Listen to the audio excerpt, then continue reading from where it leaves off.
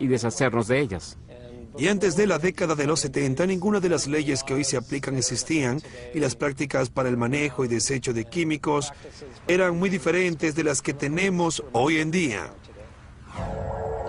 Tuvo que ocurrir uno de los peores desastres ecológicos en la historia de los Estados Unidos para forzar estos cambios, Love Canal. En 1942, una vía fluvial al norte de Nueva York se convirtió en un vertedero de desechos tóxicos que utilizaban las compañías de químicos y plásticos. Para 1978, los residentes de la zona sufrían de defectos físicos al nacer, abortos y cáncer. A partir de esta tragedia se creó el Superfondo, un programa federal para identificar y limpiar los lugares con desechos tóxicos en los Estados Unidos. Fue el primer uso a gran escala de tecnología para limpiar el ambiente. El Valle de San Gabriel fue uno de estos lugares. La Agencia de Protección Ambiental sabe de unas 20 compañías que contaminan esta área. Las empresas responsables van desde compañías de limpieza industrial hasta fabricantes de cohetes. Y todos los días, millones de litros, un equivalente a 500 piscinas del agua de los acuíferos contaminados, entran en la planta de tratamiento de San Gabriel para su limpieza. El agua se extrae de los acuíferos por 3 pozos de extracción que alimentan a esta planta de tratamiento. El agua va a la primera fase de tratamiento, que consiste en un aterrizaje a través de este tubo vertical. Sube por el lado de la torre de caída. El agua sube a la cúspide de la torre y cae. Los tanques están llenos de miles de globos plásticos del tamaño de una toronja. Cada globo es una matriz porosa. Al caer a través de los globos, el agua se descompone en pequeñas gotas, mientras se introduce aire desde el fondo del tanque. Cuando las gotas chocan con el aire, los contaminantes volátiles se convierten en vapor y se expulsan por la cúspide de la torre. El aire con los componentes volátiles sale de la cúspide de la torre y va a los compartimientos azules, que son filtros de carbono. El aire entra por arriba del compartimiento, se mueve por un lecho de carbono y luego sale por el fondo y sale por la chimenea como aire limpio. Mientras la corriente de aire remueve la mayoría de los químicos volátiles, algunos contaminantes permanecen. El próximo en la lista de eliminación es un potencial agente cancerígeno, el 1,2,3-tricloropropano. Una vez que el agua deja las torres con aire, penetra a través de este tubo superior a unos 10 recipientes llenos en 2/3 con carbono granulado, que es este material de aquí. El agua entra por la parte superior de los tanques, pasa por el carbón y se remueven todos los tóxicos volátiles que no se eliminaron en las torres con aire junto con el 1,2,3-tricloropropano. El agua limpia sale del sistema por esta línea inferior de aquí y pasa a la siguiente fase del tratamiento, que es el intercambio de iones. En la estación de intercambio de iones, el agua fluye por una serie de tanques. El blanco aquí es un componente de combustible para cohetes llamado perclorato. Si el perclorato se ingiere, puede afectar a la tiroides.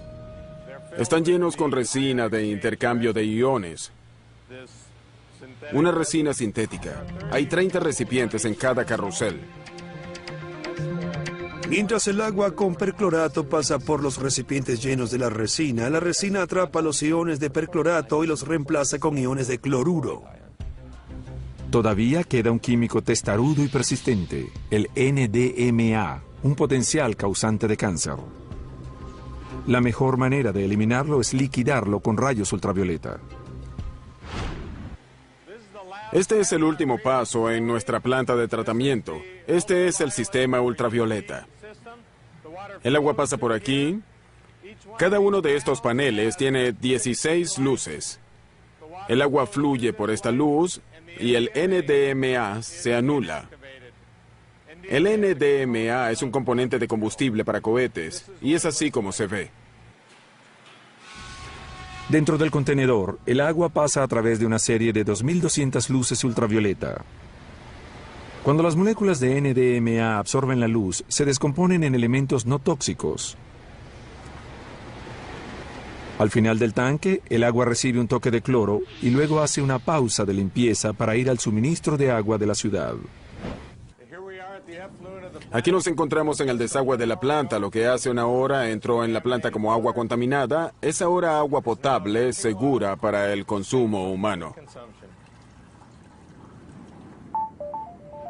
Mientras el agua limpia deja esta parte de la planta, una cantidad igual de agua contaminada entra por la toma inicial. Es un ciclo que se repetirá en las siguientes décadas. El área de agua subterránea contaminada tiene más de 12 kilómetros de largo por 2 kilómetros de ancho.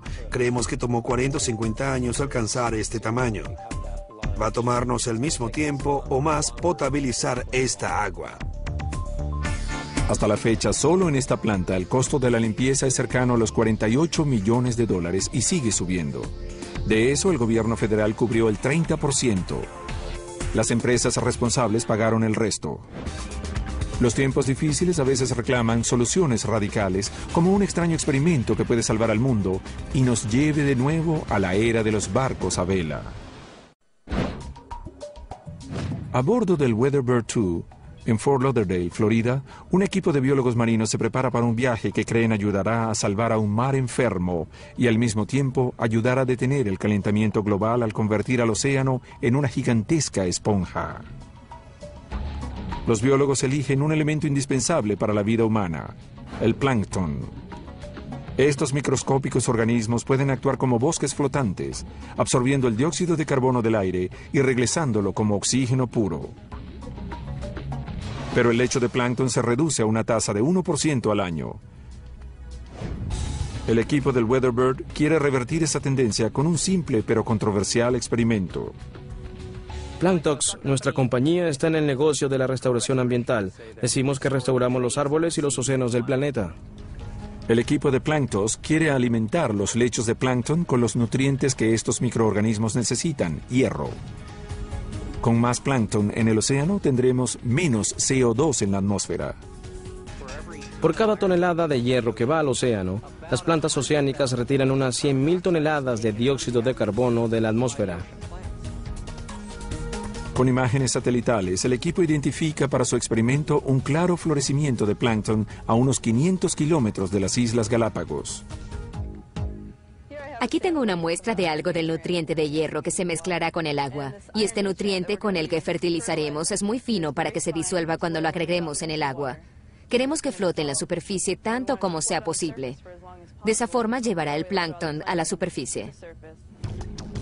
En un periodo de 2 semanas, la tripulación del Weatherbird utilizará un tubo plástico para verter entre 50 y 100 toneladas de hierro encima del plancton de las Galápagos. Para el equipo de Planktos, eso removerá entre 5 y 10 millones de toneladas de CO2 de la atmósfera.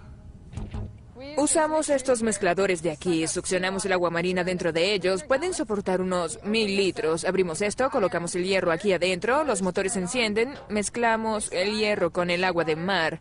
Estos tubos entran por detrás y soltamos la mezcla concentrada de hierro y agua de mar mientras el barco se mueve y lo rociamos sobre el océano. Luego de esparcir el hierro, un equipo de investigadores permanecerá con el plancton por 20 semanas para monitorear su crecimiento y registrar cuánto dióxido de carbono se absorbe. Examinan las muestras para determinar cuán profundo se sumerge el plancton cargado de CO2. Esto permite al equipo determinar cuánto tiempo permanece el CO2 fuera de la atmósfera. Una vez que secamos el plancton, podemos identificar cuánto carbono está presente en la biomasa. Hacemos esto para las diferentes profundidades y así vemos cuánto plancton hay en la superficie. Cuánto se hunde a 100 o a 200 metros. Mientras más este desciende, el carbono se pierde por décadas o milenios. Mientras más profundo descienda el plancton, habrá mayor presión para retenerlo abajo, y esto evita que el carbono ascienda. Si se hunde por debajo de los 500 metros, significa que se mantendrá allí por más de 1000 años. Y aumenta la ganancia de planctos al vender créditos de carbono.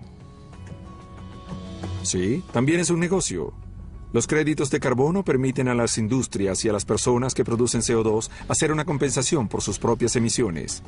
Al pagarle a compañías como Planktos para que planten hierro en el océano, árboles en los suelos o turbinas en el cielo, podemos salvar el planeta. El estándar mundial es de un crédito igual a 1 tonelada de CO2. Los precios varían según el método. Al restaurar las poblaciones de plancton que se encuentran en gran peligro, podemos restaurar esa vida y a cambio generamos créditos de carbono que financian toda la operación. Es una maravillosa situación de ganancia para todos. Algunos en la comunidad científica no están de acuerdo. Para algunos, el proyecto de Planctos puede tener consecuencias imprevistas. Cuando produces un crecimiento repentino de plancton o de algas donde no se supone que ocurra, ese crecimiento absorberá oxígeno y arrebatará a esa parte del océano el oxígeno de los seres que viven allí. Como cualquier genio en una botella, debemos liberarlo con cuidado si es que lo hacemos. Y aunque no existe consenso sobre cuánto carbono soporta el océano, para Planctos bien valen los riesgos. Queremos saber si funciona, y por supuesto, si no funciona no podremos ganar dinero, y como somos una compañía que busca beneficios, nuestros inversionistas no aportarán fondos y todo se detendrá. Otras máquinas ecológicas en nuestros océanos son menos controversiales y un poco más altivas, como este producto alemán llamado SkySail. Es una propuesta para compensar las emisiones de miles de barcos de carga que cruzan los mares a diario. El SkySail se concibe para aliviar el trabajo del motor. Amarrado a la cubierta con sogas de fibras de carbono, le proporciona al barco un impulso adicional para desplazarse. Posiblemente no se pueda apagar los motores todo el tiempo, pero se puede reducir la cantidad de combustible que se consume y el número de horas en que se consume. Obviamente, para reducir las horas de consumo, el SkySail debe atrapar el viento. Una computadora integrada con el cable de arrastre lee la velocidad y la dirección del viento y luego guía a la vela arriba o abajo hacia las mejores corrientes. La vela puede elevarse a unos 300 metros donde hay vientos fuertes y duraderos. Las computadoras a bordo coordinan los datos del satélite con las rutas de navegación para buscar las rutas más rápidas. Las pruebas a bordo del Beaufort, una nave de 60 metros, demuestran que el sistema funciona. En vientos de 15 kilómetros por hora, el SkySail de 80 metros cuadrados produce una fuerza de arrastre de 3 toneladas. Es un ahorro de 1.200 litros de diésel por día. Si se colocara un SkySail en la mitad de los 40.000 barcos de carga y tanqueros que navegan, se lograría un ahorro de billones de litros de combustible al año. Con velas más grandes y vientos más veloces, el ahorro sería mayor. Cuando el viento baja o se acerca una tormenta, el SkySail se recoge en un compartimiento bajo la cubierta. Al navegar hacia el siglo XXI, vemos a estas máquinas ecológicas como aliados que salvan nuestro ambiente. Creo que la tecnología hará que el planeta sea más verde. La tecnología ya nos está salvando. Obviamente tenemos un largo camino por recorrer, pero no soy una de esas personas pesimistas. Soy muy optimista. Con una saludable dosis de optimismo y algo de pensamiento creativo, podemos tener el estímulo para asegurar un futuro limpio y próspero.